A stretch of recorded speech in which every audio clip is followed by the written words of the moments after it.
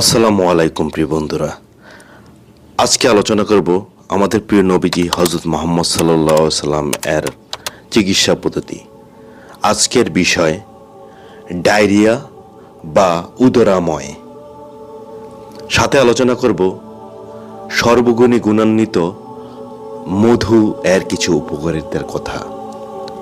প্রিয় বন্ধুরা, যারা আমাদের এই ইসলামিক চ্যানেলটিতে এখনও সাবস্ক্রাইব করেননি, দয়া করে সাবস্ক্রাইব করুন এবং এই ধরনের ভিডিও সবসময় পেতে চাইলে পাশের বেল আইকনের অল বাটনে ক্লিক করে রাখুন। এক ব্যক্তি নবী করিম সাল্লাল্লাহু আলাইহি সাল্লামের নিকট এসে বললেন, আমার ভাই পেটের সমস্যায় বা ডায়রিয়ায় ভুগছে। নবী করিম সাল্লাল্লাহু আলাইহি সাল্লাম বললেন, তাকে কিছু মধু পান করাও। লোকটি চলে গেল এবং আবার ফিরে এসে বলল, আমি তাকে মধু পান করিয়েছি কিন্তু কোনো উন্নতি হলো না। অথবা সে বলল, মধু পানে তার ডায়রিয়া আরো বেড়ে গেছে। ওই ব্যক্তি এই ব্যবস্থাটি 2 বার অথবা 3 বার পুনরাবৃত্তি করেছিল। প্রত্যেকবার নবী করিম সাল্লাল্লাহু আলাইহি সাল্লাম তাকে বললেন, মধু পান করাও। 3য় অথবা 4র্থবার নবী করিম সাল্লাল্লাহু আলাইহি সাল্লাম বললেন, আল্লাহ সত্য বলেছেন, বরং তোমার ভাইয়ের পাকস্থলী মিথ্যা বলছে। বুখারী, মুসলিম। মধুর বিস্ময়কর ঔষধি গুণ রয়েছে।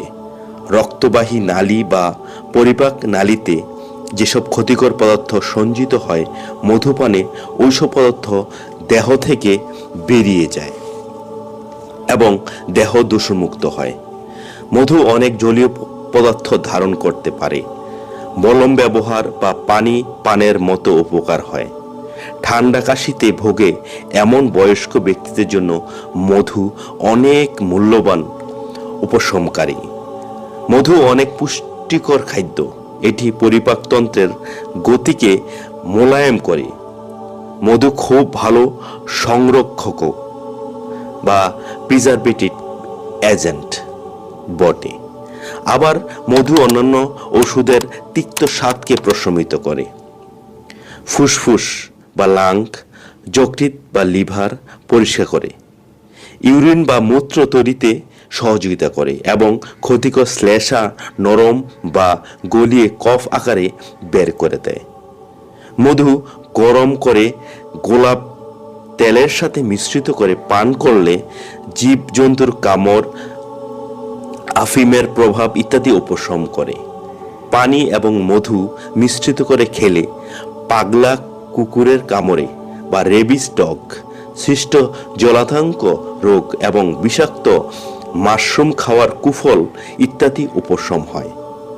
টাটকা গোস্ত মধুতে ডুবিয়ে রাখলে 3 মাস পর্যন্ত সংরক্ষণ করা যায়। তেমনিভাবে লাউ, কুমড়া, বেগুন ও বিভিন্ন শাকসবজি মধুতে সংরক্ষণ করা যায়। এছাড়া কোনো কোনো ফল 6 মাস পর্যন্ত মধুতে সংরক্ষণ করা যায়। মধু মৃতদেহকেও সংরক্ষণ করতে পারে, তাই মধুকে উৎকৃষ্ট সংরক্ষণ বলা হয়। উকুনের সংক্রমণে মধু ব্যবহারে উকুন এবং উকুনের ডিম ধ্বংস হয়। মধু চুল লম্বা ও মোলায়েম করে ও সৌন্দর্য বৃদ্ধি করে। মধু চোখের জ্যোতি বাড়ায়, দাঁত সাদা ও মজবুত করে, দাঁতের মাড়ি শক্ত করে, শিরার মুখগুলো খুলে দেয়, ঋতুস্রাবের সূচনা করে। খালি পেটে মধু চষে চষে খেলে লালা ও শ্লেষ্মা নিঃসরণ বৃদ্ধি পায়। মধু পাকস্থলী পরিষ্কার করে এবং ক্ষতিকর উপাদানের মিশ্রণ থেকে রক্ষা করে। পাকস্থলীকে মৃদু তাপ দেওয়ার রন্ধ্রপথগুলো খুলে যায়। এভাবে বৃক্ক বা কিডনি, প্রজেস্ট গ্রন্থি ও লিভারের উপর মধুর কার্যকারিতা রয়েছে। মধু এমন একটি সুমিষ্ট খাদ্য যা লিভার ও কিডনিতে খুব নগণ্যভাবে রক্ত সঞ্চালনে জটিলতার সৃষ্টি করে। অথচ অন্যান্য মিষ্টি খাদ্যের বেলায় এই জটিলতা অত্যন্ত তীব্র হয়। উল্লিখিত উপকারিতা ছাড়াও পিত্তরোগ ব্যতীত অন্য কোনো রোগে মধুর কোনো পার্শ্ব প্রতিক্রিয়া নেই এবং কোনো ক্ষতিও নেই। পিত্তরোগের ক্ষেত্রে সিরকা বা ভিনেগার মিশ্রিত করে পান করলে ক্ষতির সম্ভাবনা থাকে না। মধু একদিকে যেমন খাদ্য, পানীয় ও মিষ্টান্ন, তেমনি অন্যদিকে ঔষধ, নবশক্তিদায়ক এবং দেহের বাহ্যিক প্রলেপ। সর্বোপরি এতে অসংখ্য ঔষধি গুণ বিদ্যমান। সুতরাং মধুর চেয়ে অধিক উপকারী কোনো বস্তু নেই এবং মধু কোনো প্রতিদ্বন্দ্বীও নেই। সেই জন্য পূর্বেকার লোকেরা মধুর উপর নির্ভর করত। এজন্য অধিকাংশ প্রাচীন পুস্তকসমূহে আধুনিক যুগে আবিষ্কৃত বহুল ব্যবহৃত চিনির উল্লেখ নেই। নবী করিম সাল্লাল্লাহু আলাইহি ওয়াসাল্লাম পানিতে মধু মিশিয়ে খালি পেটে নিয়মিত পান করতেন। এই অভ্যাসের পিছনে স্বাস্থ্য রক্ষায় একটি বিস্ময়কর গোপন বিষয় রয়েছে। একমাত্র বোধশক্তি সম্পন্ন ব্যক্তিরাই এটি অনুধাবন করতে পারে। নবী করিম সাল্লাল্লাহু আলাইহি ওয়াসাল্লাম বলেছেন, দুই ধরনের আরোগ্যকারকের সাহায্য নাও, মধু এবং কোরআন। ইবনে মাজাহ। উক্ত হাদিস বস্তুগত এবং আল্লাহ প্রদত্ত আরোগ্যের মধ্যে সংযোগ সৃষ্টি করে, যেমন দৈহিক এবং আত্মিক ঔষধ, অর্থাৎ পার্থিব ঔষধ এবং আল্লাহ প্রদত্ত আরোগ্য। এই বক্তব্যটি সামনে রেখে আসুন আমরা পিছনের দিকে ফিরে তাকাই। অতি ভোজনের ফলে ডায়রিয়া রোগ নিরাময়ে নবী করিম সাল্লাল্লাহু আলাইহি ওয়াসাল্লাম মধু সেবনের ব্যবস্থাপত্র দিয়েছিলেন। রোগীর পরিপাকতন্ত্র সঠিকভাবে কাজ করার জন্য তিনি মধু সেবন করতে বলেছিলেন। রোগীর উদরে যে ক্ষতিকর বস্তু বা নিঃসৃত রসগুলো সঞ্চিত হয়ে পরিপাকে ব্যাঘাত সৃষ্টি করেছিল তা দূর করার জন্য, কারণ মধু পরিষ্কারক গুণ রয়েছে। ক্ষতিকর আঠালো পদার্থগুলো পাকস্থলীর গায়ে, যা তোয়ালের মতো দেখতে, তাতে লেগে থাকে। পাকস্থলীতে অবস্থিত খাদ্যকে দূষিত করে। মধু এই ক্ষতিকর পদার্থসমূহ দূর করে এবং এই অবস্থা থেকে মুক্ত করে। ডায়রিয়া চিকিৎসায় মধু একটি শক্তিশালী পরিষ্কারক। যখন এটি উষ্ণ পানিসহ পান করা হয়, একটি ভালো উদ্দেশ্যে নবী করিম সাল্লাল্লাহু আলাইহি ওয়াসাল্লাম অসুস্থ ব্যক্তিকে মধু খাওয়ার জন্য তার ভাইকে বারবার নির্দেশ দিয়েছিলেন। নির্দেশিত ঔষধ যথাযথ মাত্রায় হওয়া উচিত, অন্যথায় রোগ সম্পূর্ণ আরোগ্য লাভ করবে না। প্রয়োজনের তুলনায় অধিক মাত্রায় ওষুধ খাওয়ালে শরীর দুর্বল করে ফেলে এবং পার্শ্ব প্রতিক্রিয়া দেখা দেয়। রাসূল সাল্লাল্লাহু আলাইহি ওয়াসাল্লাম রোগীর ভাইকে মধু খাওয়ানোর জন্য প্রথম নির্দেশ দিয়েছিলেন।